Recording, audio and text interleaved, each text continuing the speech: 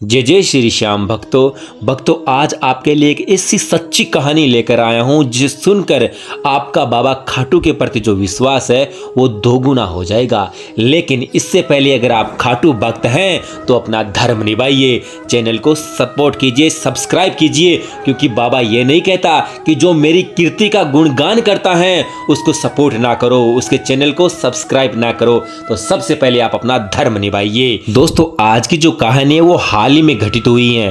दोस्तों ये कहानी है जयपुर में रहने वाले राहुल और नेहा की, जिनका भगवान से कोई ताल्लुकात नहीं है। दोनों किसी प्राइवेट कंपनी में जॉब करते हैं और रात को बढ़िया पार्टी करते हैं। उनको भगवान से कोई मतलब नहीं है। दोनों के माता पिता अहमदाबाद में रहते थे। दोस्तों नेहा समय के साथ में गर्भवती हो जाती हैं। नेहा को जब ये पता चलता है कि मैं गर्भवती बन गई हूँ, उन दोनों को बहुत खुशी होती है। दोनों अपने घर में ये खुशखबरी सुनाते हैं फ़ोन करके। जैसे ही राहुल अपने माता पिता को ये बात बताता है, उनके माता पिता बहुत खुश होते हैं, उनकी माँ बहुत प्रसन्न होती हैं और कहती है कि बेटा अब मैं बहू का ध्यान रखने के लिए खुद जयपुर आऊँगी और 9-10 महीने में वहाँ पर रहूँगी और बहू का अच्छे से ख्याल रखूँगी जब तक मुझे कोई पोता पोती प्राप्त ना हो जाए।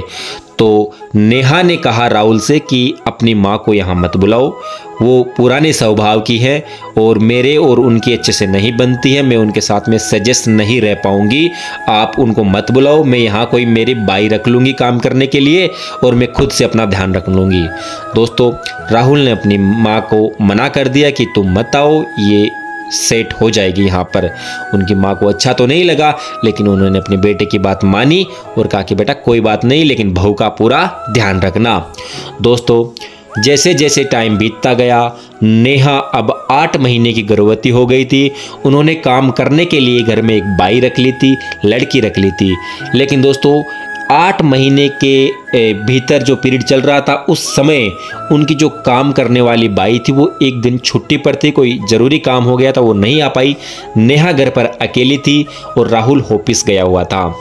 लेकिन दोस्तों एक ऐसी घटना घटित हो जाती है उस दिन जो वास्तव में आश्चर्यचकित है। दोस्तों नेहा किचन में कोई पानी पीने के लिए जाती हैं, लेकिन कुछ पानी वहाँ पर टाइल्स में गिरा होने की वजह से नेहा वहाँ पर गिर जाती हैं, वो भी पेट के बल, और नेहा को पेट में चोट लगती है। कुछ समय बाद में राहुल जब घर आता है तो वो नेहा को देखता है, तुरंत उसको हॉस्पिटल लेकर जाता है। डॉक्टर्स नेहा की जांच करते हैं, लेकिन डॉक्टर्स ने कहा कि नेहा और बच्चा दोनों बिल्कुल ठीक है, कोई डरने की बात नहीं है। राहुल ने चैन की सांस ली, नेहा को घर वापस लाया और आराम से उनको आराम दिया। कुछ समय बाद में 2 हफ्ते बाद में नेहा ने एक बेटे को भी जन्म दे दिया और बेटे का जैसे ही जन्म हुआ राहुल के माता पिता भी वहाँ पर आए और उन्होंने अपने पोते को ध्यान से देखा, अच्छे से किया और घर लेकर आ गए। दोस्तों 2-3 दिन बीतने के बाद में उनको पता चला कि उनका जो बेटा हुआ है, पोता हुआ है, वो ना तो कोई एक्टिविटी कर रहा है ना ठीक से देख पा रहा है। उन्होंने डॉक्टर से वापस चेक करवाया तो डॉक्टर्स ने कहा कि ये बच्चा ना तो सुन सकता है और ना ही देख सकता है। दोस्तों ये बात सुनकर पूरे परिवार में सन्नाटा छा गया। सबकी आंखों में जो खुशी के पल था वो दुख में बदल गया। सबकी आंखों में आंसू आ गए कि उन्होंने कहा कि डॉक्टर साहब ये क्या बोल रहे हो आप, हमारे घर में वर्षों से इतनी खुशी आई थी और आप ये क्या कह रहे हो। डॉक्टर्स ने कहा आई एम सॉरी, ये इनकी जन्म से बीमारी है, शायद 2 हफ्ते पहले आप गिरी थी, उस वजह से इसके माइंड में चोट आई है और उस चोट की वजह से ये न तो सुन पा रहा है और न ही देख पा रहा है। दोस्तों जब उन्होंने डॉक्टर से रिक्वेस्ट की कि डॉक्टर इसका कोई तो इलाज कीजिए, तो डॉक्टर्स ने कहा कि इसका एकमात्र इलाज है वो है इसका ब्रेन का ऑपरेशन। अगर हम इसका ब्रेन का ऑपरेशन करेंगे तो अगर कोई भी मिस्टेक की वजह से वो ऑपरेशन असफल रहा तो इस बच्चे की जान भी जा सकती है।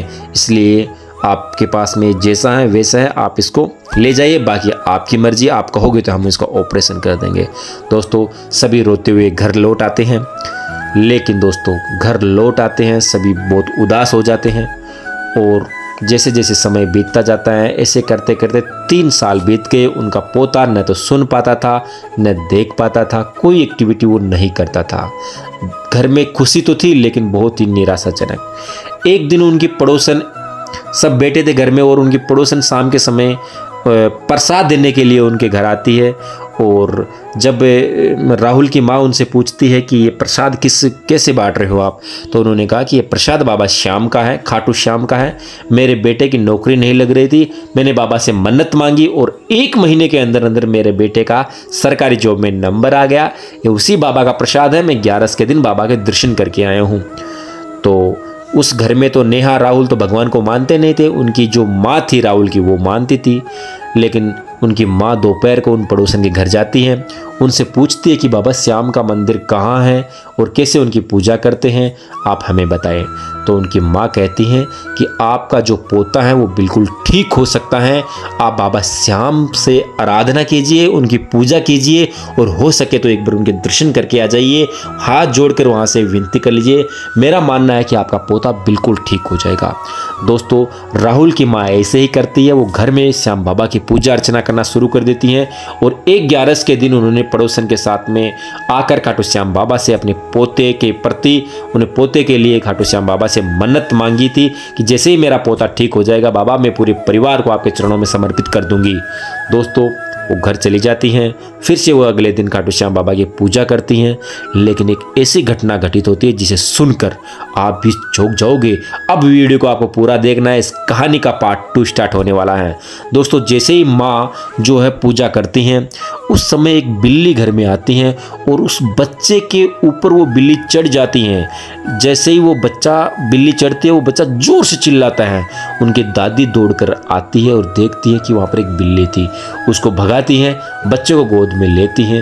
लेकिन बच्चा जोर जोर से रो रहा था, चीख रहा था। दादी चौंक गई कि इतने सालों से बच्चे की आवाज़ नहीं सुनी, आज कैसे चीख रहा है, उस बिल्ली ने मेरे पोते पर क्या कर दिया। उन्होंने तुरंत राहुल को कॉल किया, नेहा को कॉल किया, वो दोनों ऑफिस से आए और डॉक्टर्स के पास जाकर उन्होंने दिखाया। तो डॉक्टर्स ने कहा कि इस बच्चे की जो बीमारी थी वो अब खत्म हो चुकी है, ये बच्चा बिल्कुल नॉर्मल हो चुका है, अब ये देख भी पाएगा और सुन भी पाएगा। दोस्तों, उस परिवार को इतनी खुशी हुई, इतनी खुशी हुई, वो सभी के सभी वहाँ पर रोने लगे। उन्होंने कहा कि ये चमत्कार कैसे हो गया बाबा, ये कैसे हो गया डॉक्टर साहब। वो रोने लगे। डॉक्टर्स भी आश्चर्यचकित हो गए कि मुझे पता नहीं, ये जन्मसिद्ध बीमारी थी, कभी ठीक नहीं होने वाली बीमारी थी, ऑपरेशन के बिना बिल्कुल ठीक नहीं होती, लेकिन ये कैसे ठीक हुई आई डोंट नो। लेकिन दोस्तों, घर पर जाकर दादी ने उनको सब कुछ बताया, राहुल की माँ ने उनको सब कुछ बताया कि मैं ऐसे खाटू श्याम जाकर आए हूँ, आपको नहीं बताया क्योंकि आप भगवान को नहीं मानते थे। मैं खाटू श्याम जाकर आया हूँ और बाबा से मन्नत मांगी है और बाबा ने हमारी ये ठीक की है, हमारे पोते को एक नया जीवन दान दिया है। दोस्तों, उनके बेटे बहू फिर से आंसू से रोने लग जाते हैं, अपनी माता से, अपनी सासू से, और बेटे ने अपनी माँ से माफ़ी मांगते कि माँ हमें माफ़ कर दीजिए, हम भगवान पर भरोसा नहीं था, बाबा पर हमें कोई भरोसा नहीं था, लेकिन आज बाबा का हमें लाइव चमत्कार देखकर हमें खुद से भी ज़्यादा भरोसा हो गया है। दोस्तों, वो सारा का सारा परिवार खाटू श्याम बाबा के चरणों में जाता है और रो रो कर बाबा से माफ़ी मांगता कि हे बाबा, हमें माफ़ कर दीजिए, आपके चमत्कार से हम धन्य हैं, आपने हमें नहीं, हमें एक जीवन दान दिया है हमारे बेटे को ठीक करके। दोस्तों, वो बहुत रोते हैं, बहुत बाबा से मन्नत मांगते हैं और अब हर 11 के दिन वो बाबा का दर्शन करना नहीं भूलते हैं। दोस्तों, बोलो जय श्री श्याम, ये है हमारे खाटू श्याम बाबा। दोस्तों, कहानी अगर आपको दिल को छुई है तो चैनल को सब्सक्राइब जरूर कर देना और ऐसे ही सच्ची कहानी, सच्चे बाबा के राज, सच्ची स्टोरी जानने के लिए चैनल को सब्सक्राइब जरूर करें, सपोर्ट करें। और आप भी बाबा श्याम के भक्त हैं तो बाबा श्याम सीकर जिले में स्थित है, राजस्थान के सीकर में। आपने बाबा के दर्शन नहीं किए हैं तो एक बार जरूर दर्शन कर लीजिए दोस्तों, क्योंकि बाबा कलयुग का देवता है, 3 बाण धारी है, हारे का सारा है बाबा श्याम। अगर आप हार चुके हैं तो एक बार मेरे कहने से आप खाटू श्याम चले जाइए और अपनी हार की वजह बाबा को बताइए, बाबा जानेगा और बाबा का काम जाने।